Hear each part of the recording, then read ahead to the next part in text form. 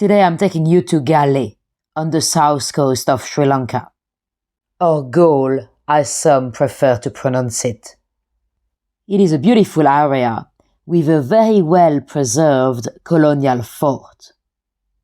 In this quick video, I'll show you what to expect when you go and explore Galle Fort. And I'll give you a few travel tips as well. This was filmed in February 2025. We stayed in a lovely little guest house about 25 minutes away from Galle Fort, in the area of Unawatuna. Now, time for breakfast and let's go. We spent only one day and one night in Galle. A quick one, I know, but there's a lot to see in Sri Lanka. We paid £13 a night for the guest house. First, let's head towards the beach.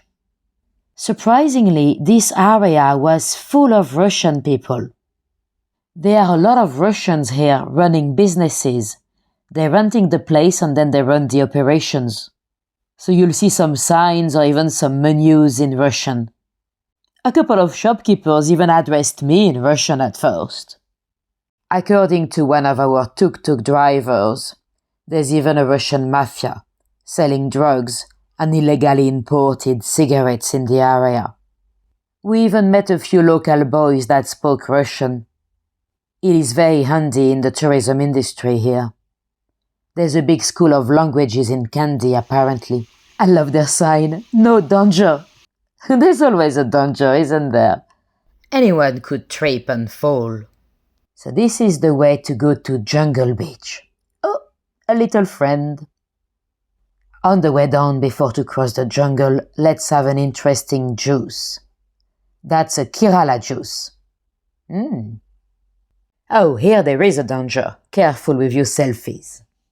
Now let's go to Jungle Beach. There actually are two jungle beaches, right next to one another. Both are nice, but let's be honest, they are not the most beautiful beaches in the country. And both are fairly busy. Again, with a lot of Russian tourists. We actually got picked up by a coach on the road. A free ride. They were young local boys working as Russian-speaking tour guides. They took us for a free ride. They basically took us down to the fort. Local people are very nice. We got a lot of free rides just by standing on the road. Not even hitchhiking. Oh, another little friend. Those local boys explained to us why they decided to learn Russian, as it represents a large proportion of the tourism around here. Now let's leave the beach. Let's go and take a look at the fort. Those boys are playing cricket. Cricket is huge in Sri Lanka.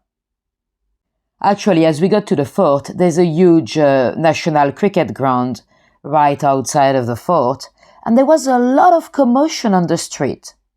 We imagined there must be a game on that day. No, there was no game. They were only raising the flags of the two different schools having a cricket game next month. So if it's busy like that for the flags only, imagine on match day.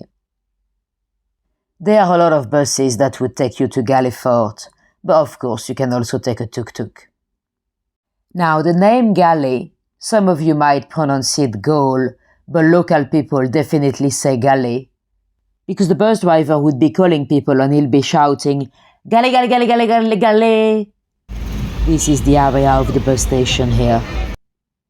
There's a lovely little story behind the name Galle. Probably not true or maybe exaggerated. But according to legend, when the Portuguese turned up in the area, on a ship of course, in 1505, it is said that one of the Portuguese sailors heard the crow of a cock in the distance. So that's how he realized that there was land. So they would have called it Galle after gallo. That's a chicken or a cock in Portuguese. So the Portuguese first landed in this area in 1505 and they built the port in 1588. And in 1640 the Portuguese were succeeded by the Dutch. The Dutch fortified the structure using coral stones as well as granite. The Dutch included the full peninsula inside of the rampart. This is the old trading harbour. Galle was a very important trading port for the Dutch East India Company. A lot of spices would have come through here. Cinnamon, pepper, and much more. Actually, there's even still a bar today called VOC. We went in there to go to the loo. That was the initials of the Dutch East India Company. Oh, doggy on the way. I'd like to see what would happen in London if a stray dog came into the way of the changing of the guards at Buckingham Palace. So the fort eventually grew up as a full city, with 400 buildings.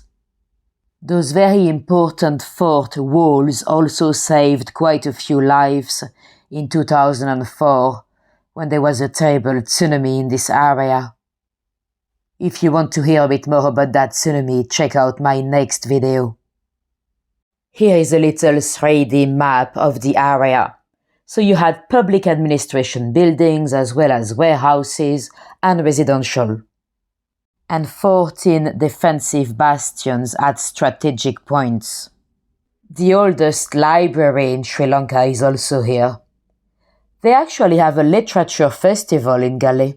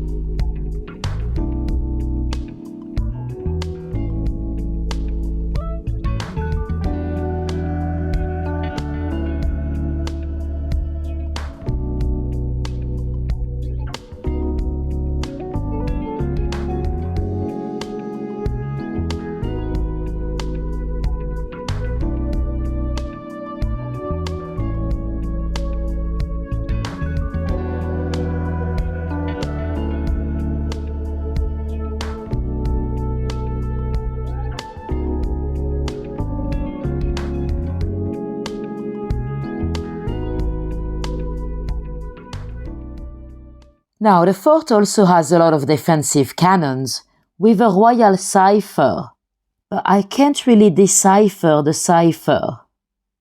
I think it's a Dutch king rather than a British one. It looks like a J. I did try to look at the Dutch kings. It might be Johan Willem Friso or Johan VI or something like that. I think they had a William III as well, but this doesn't look like a W to me. If you happen to know what royal cipher that is, let us know in the comment section.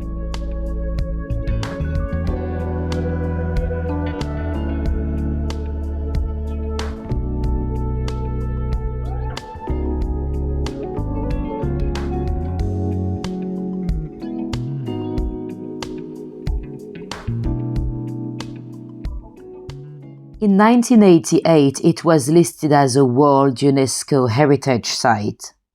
It is, according to some, the best preserved fortified city in Asia. In terms of its history, it's actually quite similar to Fort Kochi in Kerala. For those of you that follow a lot of my videos, you probably remember Fort Kochi in Kerala. It's beautiful, but not as well preserved as this. It is around 52 hectares. Hectares, it doesn't mean anything to me if I'm honest. You'd have to tell me how many football pitches that represents. Then only I'll get the picture.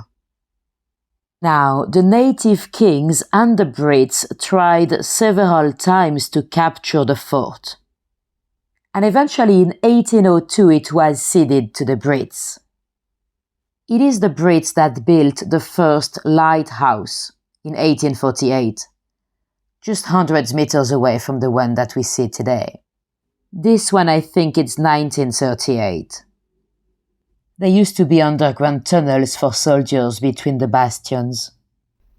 And let me show you the mosque. Next to the lighthouse, there's a beautiful mosque. It does look like a Catholic church.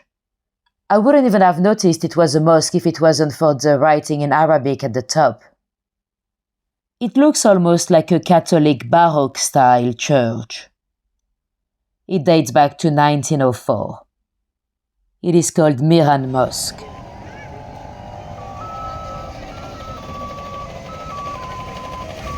Now this is the sound of the bread man.